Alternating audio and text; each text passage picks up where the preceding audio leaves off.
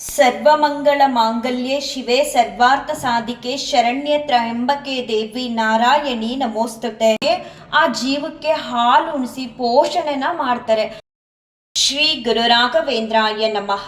ಎಲ್ಲರಿಗೂ ನನ್ನ ನಮಸ್ಕಾರಗಳನ್ನ ತಿಳಿಸ್ತಾ ಇವತ್ತಿನ ವಿಡಿಯೋದಲ್ಲಿ ಯಾಕೆ ಹೆಣ್ಮಕ್ಳು ದೀರ್ಘದಂಡ ನಮಸ್ಕಾರನ ಮಾಡಬಾರ್ದು ಅನ್ನೋದ್ರ ಬಗ್ಗೆ ತಿಳಿಸ್ಕೊಡ್ತೀನಿ.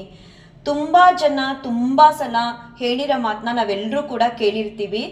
ಹೆಣ್ಮಕ್ಳು ರಾಯರ ಮುಂದೆ ಹೋದಾಗ ದೀರ್ಘದಂಡ ನಮಸ್ಕಾರನ ಮಾಡಬಾರ್ದು ಅಂತ. ರಾಯರು ಗುರುಗಳು ಅಂತ.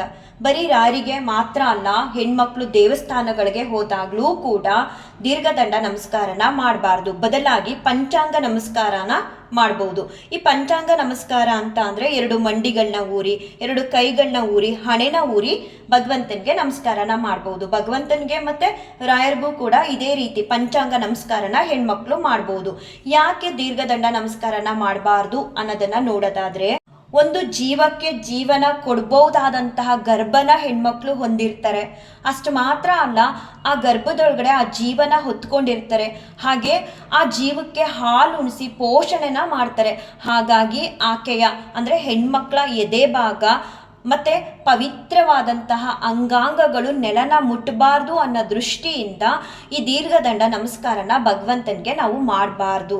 ಅದ್ರ ಬದಲಾಗಿ ಪಂಚಾಂಗ ನಮಸ್ಕಾರನ ಮಾಡ್ಬೋದು. ಆಕ್ಚುಲಿ ನನಗೆ ಈ ವಿಷಯಗಳು ಗೊತ್ತಿಲ್ಲದೆ ಮುಂಚೆ ಅಂದ್ರೆ 1-2 ವರ್ಷದ ಹಿಂದೆ ನಾನು ಯಾವಾಗ ರಾಯರನ್ನ ಪೂಜಿಸೋದಕ್ಕೆ ಮನೇಲಿ ಶುರು ಮಾಡಿದ್ನೋ ಅವಾಗ ಪ್ರತಿನಿತ್ಯ ರಾಯರಿಗೆ ಸೇವೆನ ಸಲ್ಲಿಸಿದ್ಮೇಲೆ ಒಂದು ರೀತಿ ತುಂಬಾ ಭಕ್ತಿಯಿಂದ ರಾಯರಿಗೆ ದೀರ್ಘದಂಡ ನಮಸ್ಕಾರನ ಮಾಡ್ಬಿಡ್ತಿದ್ದೆ. ಆಮೇಲೆ ಹೀಗೆ ಒಂದಿನ ರಾಯರು ನನಗೆ ತಿಳಿಸ್ಕೊಟ್ರು, ಈ ರೀತಿ ದೀರ್ಘದಂಡ ನಮಸ್ಕಾರನ ಮಾಡಬಾರ್ದು ಈ ಕಾರಣಗಳಿಂದಾಗಿ ಅಂತ.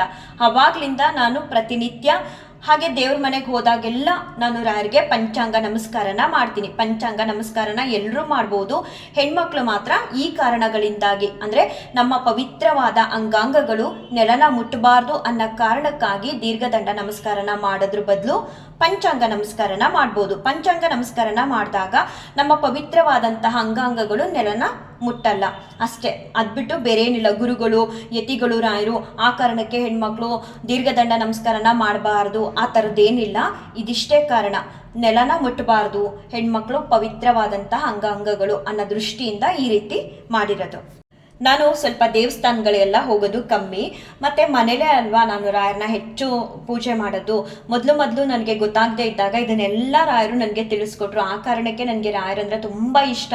ನಾನು ಎಷ್ಟೋ ಬಾರಿ ತುಂಬ ಜನಕ್ಕೆ ಹೇಳ್ತೀನಿ ನನ್ನ ವಿಡಿಯೋಗಳಲ್ಲಿ, ರಾಯರು ತಪ್ಪು ಮಾಡಿದಾಗ ಹಾಗೆ ಮಾಡಿಬಿಡ್ತಾರೆ, ಹೀಗೆ ಮಾಡಿಬಿಡ್ತಾರೆ ಅಂತ ಅಂದ್ಕೊಳ್ಳೋದಕ್ಕೆ ಹೋಗಬೇಡಿ. ದಯವಿಟ್ಟು ಹಾಗೆ ಅನ್ಕೋಬೇಡಿ. ನಿಮ್ಮಲ್ಲಿ ಮುಗ್ಧತೆ ಮತ್ತು ಭಕ್ತಿ ಮನಸ್ಸಲ್ಲಿದ್ದರೆ ನಮ್ಮಲ್ಲಿ ಗೊತ್ತಿಲ್ಲದೆ ಏನೋ ತಪ್ಪಾಗ್ತಿದೆ, ನಾನು ಗೊತ್ತಿಲ್ಲದೆ ದೀರ್ಘದಂಡ ನಮಸ್ಕಾರನ ಮಾಡಿಬಿಡ್ತಿದ್ದೆ. ಪ್ರತಿನಿತ್ಯ ಮಾಡ್ತಿದ್ದೆ, ಮತ್ತೆ ಪ್ರತಿ ಸಲ ದೇವ್ರ ಮನೆಗೆ ಹೋದಾಗ ಮಾಡ್ತಿದ್ದೆ. ರಾಯರು ನನಗೇನಾದರೂ ಶಿಕ್ಷೆ ಕೊಟ್ರ ಬದಲಾಗಿ ಏನು ಮಾಡಿದ್ರು, ನನಗೆ ಈ ರೀತಿ ದೀರ್ಘದಂಡ ನಮಸ್ಕಾರನ ಮಾಡಬಾರ್ದು ಈ ಕಾರಣಕ್ಕೆ ಹೆಣ್ಮಕ್ಳು ಅನ್ನೋದನ್ನ ತಿಳಿಸ್ಕೊಟ್ರು. ಅವಾಗ್ಲಿಂದ ನಾನು ಸುಮಾರು 1.5 ವರ್ಷ ಆಯ್ತಾ ಬಂತು. ಇವಾಗ ಪಂಚಾಂಗ ನಮಸ್ಕಾರನೇ ಮಾಡೋದು. ದೇವಸ್ಥಾನಗಳಿಗೆ ತುಂಬಾ ಕಮ್ಮಿ ಹೋಗೋದು, ಅಕಸ್ಮಾತ್ ಹೋದ್ರೆ ಅಲ್ಲೂ ಕೂಡ ಪಂಚಾಂಗ ನಮಸ್ಕಾರನ ಮಾಡಿ ಬರ್ತೀನಿ. ನಿಮ್ಗಳಲ್ಲೂ ಯಾರಿಗಾದ್ರೂ ಈ ರೀತಿ ಗೊತ್ತಿಲ್ಲದೆ ದೀರ್ಘದಂಡ ನಮಸ್ಕಾರನ ಮಾಡ್ತಿದ್ರೆ ಇನ್ ಮುಂದೆ ಆ ರೀತಿ ಮಾಡಬೇಡಿ, ಪಂಚಾಂಗ ನಮಸ್ಕಾರನ ಮಾಡಿ. ಇಷ್ಟು ಮಾಡಿದ್ರೆ ಭಗವಂತನಿಗೆ ಮುಟ್ಟುತ್ತೆ ಮತ್ತೆ ಭಗವಂತನಿಗೆ ತಲುಪುತ್ತೆ. ರಾಯರು ಯಾವುದೇ ಕಾರಣಕ್ಕೂ ಶಿಕ್ಷೆ ಅನ್ನೋದನ್ನ ಕೊಡಲ್ಲ. ಅಕಸ್ಮಾತ್ ನಮ್ಗೆ ತಿಳಿದೆ ಪೂಜೆ ಈ ಸೇವೆ ವಿಚಾರದಲ್ಲಿ ಏನೋ ಸಣ್ಣ ಪುಟ್ಟ ತಪ್ಪು ಮಾಡ್ತಿದೀವಿ ಅಂದಾಗ ರಾಯರೇ ಸ್ವತಃ ಹೇಗಾದ್ರೂ ಸರಿ ನಿಮ್ಗೆ ತಿಳಿಸ್ಕೊಡ್ತಾರೆ.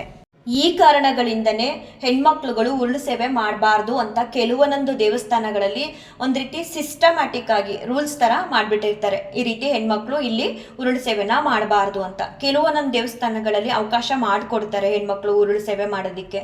ಏನೇ ಆಗ್ಲಿ ನಾವು ಭಕ್ತಿ ಶ್ರದ್ಧೆಯಿಂದ ಭಗವಂತನಿಗೆ ಬರೀ ಪಂಚಾಂಗ ನಮಸ್ಕಾರ ಮಾಡಿದ್ರೆ ಸಾಕು, ತಲುಪುತ್ತೆ. ಈ ಪ್ರದಕ್ಷಿಣೆ ನಮಸ್ಕಾರ ಅಂತ ಅಲ್ಲ, ಏನೇ ಸೇವೆ ಮಾಡಿ ನೀವು ಭಗವಂತನಿಗೆ ಆಗ್ಲಿ ರಾಯರಿಗೆ ಆಗ್ಲಿ ಎಷ್ಟು ಸೇವೆ ಮಾಡಿದ್ರು ಅಷ್ಟು ಅನುಗ್ರಹನ ನೀವು ಪಡ್ಕೋಬಹುದು ಭಗವಂತನಿಂದ ಹಾಗೆ ರಾಯರಿಂದ. ಆದ್ರೆ ಯಾವುದೇ ಸೇವೆ ಮಾಡುವಾಗ್ಲೂ ಭಗವಂತನ ಮೇಲೆ ಭಕ್ತಿ ಹಾಗೆ ಪ್ರೀತಿಯಿಂದ ಮಾಡಿ ಆ ಸೇವೆಗಳಿಗೆ ಫಲ ಅನ್ನೋದನ್ನ ಭಗವಂತ ಕೊಡ್ತಾರೆ.